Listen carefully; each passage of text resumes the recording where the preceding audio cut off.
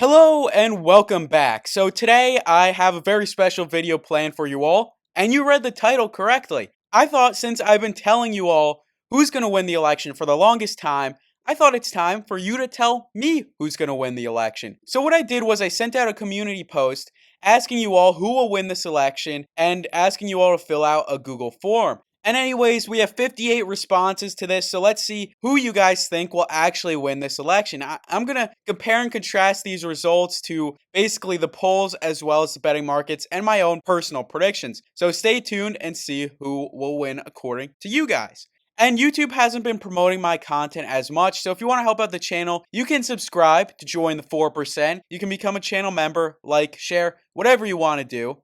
But anyways, let's get back to the video. And so we're going to go in alphabetical order, and therefore we're going to start with Alabama, which you guys have going to Trump with a 98% certainty. And I do agree with that. I do think Alabama will go to Donald Trump as well as Alaska. Alaska will also go to Donald Trump. These two states are safely Republican. However, we now get to our first swing state, which is Arizona. And you guys give Arizona an 83% chance of going to Donald Trump. This is the first one I disagree with. While I do think it'll go to Donald Trump, I don't think it will go to Trump with 83% certainty. I think it's more similar to maybe 65-70% chance of going to Donald Trump. Because remember, it did barely go to Biden in 2020, but it went to Trump in 2016. I do think it'll flip to Donald Trump, but maybe I'm not 80% certain of that happening. But still, I do believe Arizona will go to Donald Trump. And you guys have Arizona going to Trump by a higher margin than I personally would. But still, you do say Arizona will go to Trump. And you also say Arkansas will go to Trump, which I agree with. 98% certainty on that as well, which I agree with. But you do say California will go to Harris with a 95% certainty. And California is Harris's home state. She is almost certainly going to win it. Biden won it by 29 percentage points back in 2020. And Harris is going to win the state. We all know Harris is winning California. States that are extremely liberal are called like California of the Midwest, California of the South. California has that reputation for a reason. It is going to Harris. And now we get to Colorado, which you have an 88% chance of going to Harris. This is pretty much in line with betting markets. I do agree with this. I think if something crazy happens, Colorado could go to Donald Trump, but almost certainly it is going to Harris in this upcoming election. And Connecticut, 91% certainty of going to Harris. I do agree with that. I think it probably is higher, like 96%. But I'll say 92% is fine. Delaware, 90% of going to Harris. Yeah, that's good as well. Probably higher, in my opinion. This is a little weird. DC, 93%. These three people saying Trump and one person saying RFK Jr.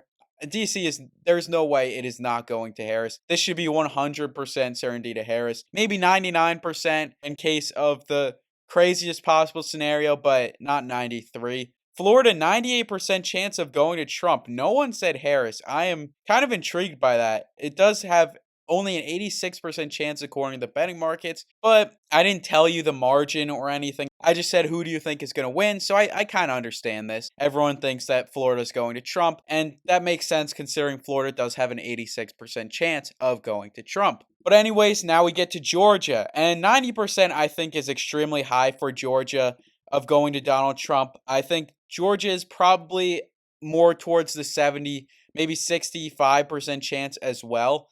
I don't think Georgia is going to Donald Trump like that easily. Because remember, let's look at these polls. And we can see that Donald Trump is leading in the polls, but Harris does lead occasionally. So we can't say with absolute certainty that Georgia will go to Donald Trump. But now we get to Hawaii, 91%. I think that is a little low. It does seem like my viewers are a little bit shifted towards the right because states like Hawaii and Georgia should not have a both 90% chance. Hawaii should be 95%. Georgia should be more like 65-70%. Idaho at 98% does make sense. And with that, Harris is leading 81-79, but Donald Trump is only 2 electoral votes behind. And it does seem like Harris gets Illinois. And now Harris leads 100-79 over Donald Trump. But Donald Trump picks up Indiana as well as Iowa. I would say Iowa maybe 95%, but 98% is fine. We can see in the betting markets it's 94%. And that's because back in 2020, Iowa wasn't really a slam dunk for Donald Trump, nor was it in 2016. Because remember, back in 2012, it did go to Obama by 6 percentage points. But in this election, it does seem like Iowa will go to Donald Trump. as well as Kansas and Kentucky. I do agree with those. Those will almost certainly go to Donald Trump unless something wild happens. Louisiana also going to Donald Trump, and we see he leads 118 to 100 over Harris. So this is still a close election according to my viewers, and this is actually probably the closest state we've seen so far. 60% chance of Maine going to Harris. I think honestly it should be a higher chance of Maine going to Harris. Maybe 75, 80% chance of Maine going to Harris. 89 on Polymarket I think is a little too high because we can see in these polls Maine is going to Harris with 8.5 points. But in the 2020 election it went to Biden by 9. But it did go to Clinton by only 3. So I think 60% may be a little too low and 90% may be a little too high. But still, I assume Maine's first district goes to Harris and Maine's second goes to Donald Trump. And now we get to Maryland. 88% chance is way too low. Maryland may not even vote for their own previous governor in the Senate election. He only has a 9% chance of winning that Senate election, so it is way too low. It'll go to Harris almost certainly in this election. Maryland is probably one of the most Democrat states in the entire union. Went to Clinton by 26 and went to Biden by 33.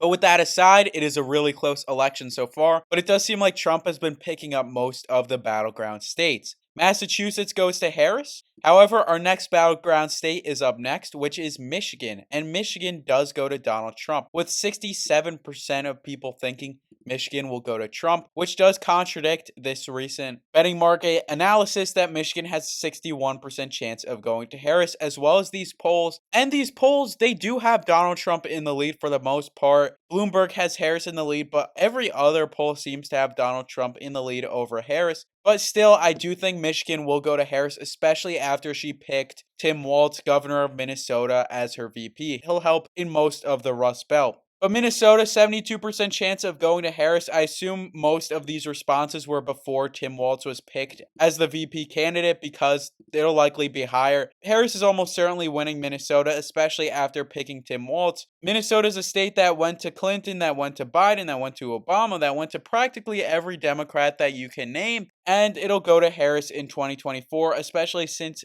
she picked Tim Walz from Minnesota as her VP nominee. And now we get Mississippi and Missouri. So this is a little historical fun fact. Missouri used to be more of a swing state back in the day. It actually was very much a swing state. Went to Clinton over Dole. Missouri almost went to Obama over McCain. But now it has shifted more and more Republican very dramatically towards Donald Trump in these past elections. And it does seem like Trump will win Missouri yet again. And even though Montana was another one of those states that used to be close, honestly. Look at this. Montana barely went to McCain in 2000. It barely went to Dole, But Montana's also had a shift towards the Republican Party. But anyways, Montana will go to Donald Trump. Even though the Senate election will be a little closer, we can see the Senate election only has a 60% chance of going to the Republicans. But it will go to Donald Trump in the presidential election. We also have Nebraska, which has a 97% chance of going to Donald Trump. Nebraska's first and third will go to Donald Trump as well. Though I do think Nebraska's second will go to Harris. Tim Walz is a native of Nebraska. He was born there. He went to college there, and he will help with Nebraska's second, as well as Nebraska's second just being the urban part of Nebraska, and it'll go to Harris. But she trails Trump, with Trump having 158 and her having 135. But now we go to Nevada, which is yet another battleground state, and Trump actually leads with an 88% chance of winning. That is, I would say, way too high. It is 55% according to the betting markets. Yeah, according to the polls do have Donald Trump in the lead for the most part, but barely. I wouldn't say a +1 for Donald Trump, or even polling would allude to him having an 88% chance in Nevada. New Hampshire having a 78% chance of going to Harris. That does make sense to me. I think it's closer to maybe 80%. The betting markets say 77%. This is the most in line you guys have been with the betting markets. Even more towards Harris on this one than the betting markets. But New Hampshire will go to Harris. New Jersey, 70% to Harris. So you guys do think that New Jersey does have a chance of going to Donald Trump. In the Senate election, the Republican in New Jersey has a slight chance of actually winning. But in the presidential election, I don't really think New Jersey will go to Donald Trump, even though there was one promising poll for him against Biden. New Mexico has an 81% chance of going to Harris. I think this is higher. It should be higher. New Mexico, according to the betting markets, has a 92% chance of going to Harris. I think that's more accurate.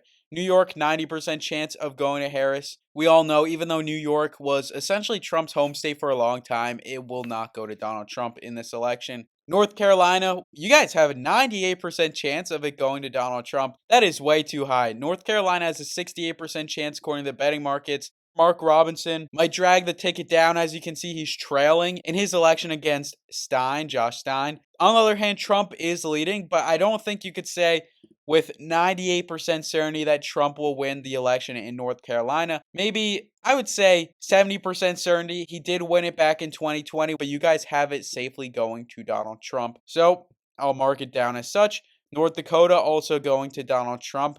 Ohio going to Donald Trump, that makes sense. JD Vance is from Ohio. Oklahoma going to Donald Trump, that makes sense. Oregon going to Harris, yep. And now Trump leads 207 to 194, so this election is still close. Pennsylvania will be the breakthrough for Donald Trump with a 76% chance of going to Donald Trump. And Harris passed up the chance to essentially solidify Pennsylvania if she picked Josh Shapiro. It does seem like Donald Trump has coin flip odds according to the betting markets, but according to the polls, Donald Trump is leading in Pennsylvania for the most part against Kamala Harris.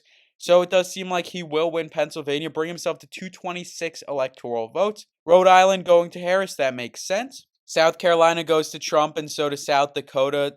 12 more electoral votes for Donald Trump. Tennessee goes to Donald Trump, and the state that will give Trump the victory is Texas. So someone did say it'll go to Harris, but most people said it'll go to Donald Trump, which makes sense. Texas did go to Donald Trump in the two past elections, and it hasn't gone to the Democrats since essentially, I would say Lyndon B. Johnson. Let's see if I'm correct. Oh, Jimmy Carter. Jimmy Carter was the last one to win Texas. He was from the South. He was from Georgia, and that makes sense. So Texas will go to Donald Trump. It has gone to Republicans time and time again. Even though Republicans were a little worried back in 2020, it did go to Trump by 6 percentage points. Utah going to Donald Trump, that does make sense. I wouldn't be surprised if there were like 1 or 2 votes for others, saying maybe like Evan McMullin makes a surprise run for Utah. I don't think he'll win or even run, but there's a chance of it happening. Vermont, 12% saying it'll go to Trump. That's got to be a troll. I don't think Trump will win Vermont at all. I don't get why people are saying Vermont may go to Donald Trump. It's got to be as a joke that Vermont would go to Trump. But still, Harris does win in the state of Vermont, so you guys are generally correct on that. And now we have Virginia, 81% according to the betting market, 61% according to you guys. I'd go somewhere in the middle, 70%. Virginia in the polls has been pretty promising for Donald Trump, I'm not going to lie to you. But these last polls were from a while ago, like basically a month ago at this point, so we can't really say anything for certain based on those polls. But it does seem like Trump will hit 300 electoral votes according to you guys. He wins West Virginia, which has a nice 4 electoral votes for him. And then Wisconsin has 10. So he wins Wisconsin, gets up to 309 electoral votes. And does this make sense? I don't know. It's a coin flip like Pennsylvania. And according to the polls, Wisconsin is pretty even. Wisconsin does go to Donald Trump according to you guys, but in my personal opinion, it's a coin flip, maybe 55% chance of going to Trump. So now we have Wyoming, which goes to Donald Trump, and Washington does go to Harris. I skipped over that, but it goes to Harris in this election. So there we have it. Donald Trump wins 312 to 226 according to you guys. And in the comments, type down below if you want me to do this again, if you want your voice heard in the next one, and comment down below if you agree with your fellow viewers on this one. And now it's time for none other than another election update. And today marks the second time that a member of the squad has lost in the Democratic primary. First it was Jamal Bowman, now it's Cori Bush of Missouri. She lost to Wesley Bell in the primary for Missouri's 1st Congressional District. So the squad is down from 9 members to 7 members, assuming the rest of them all win their primaries. So this is another big hit for the squad. The fact that another one of their members has lost, and it seems like the Pro-Israel Political Action Committee is not playing. They're serious, and they're serious about ousting members of the squad who do not support Israel. So that's an election update for Missouri's 1st Congressional District. Congratulations to Wesley Bell, the likely next congressional representative of Missouri's first. And then we've got some more news with Alyssa Slotkin winning the Senate primary in Michigan for the Democrats and Mike Rogers winning the Republican primary for the Senate. So these two will face head to head to see who the next senator from Michigan is. Additionally, we have some more news from Missouri, and that's that Josh Hawley, the incumbent senator, ran uncontested, and he will be facing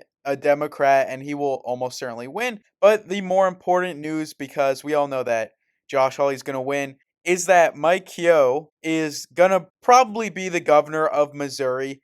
He is facing opposition, but it seems like he's going to win. Just look at how many people voted in the Republican primary versus Democrat primary. But he's the lieutenant governor currently, and he was backed by Trump and a bunch of other people. So he's like the main candidate, and he's going to win the governor election. And finally, we're going to talk about Washington. So Maria Cantwell is likely going to win the Senate race.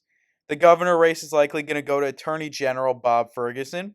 The most interesting race, in my opinion, is Dan Newhouse, incumbent senator who voted to impeach Donald Trump, faced opposition from Tiffany Smiley as well as Jared Sessler. And it does seem like Sessler currently leads Newhouse in this primary, with Smiley trailing behind Newhouse.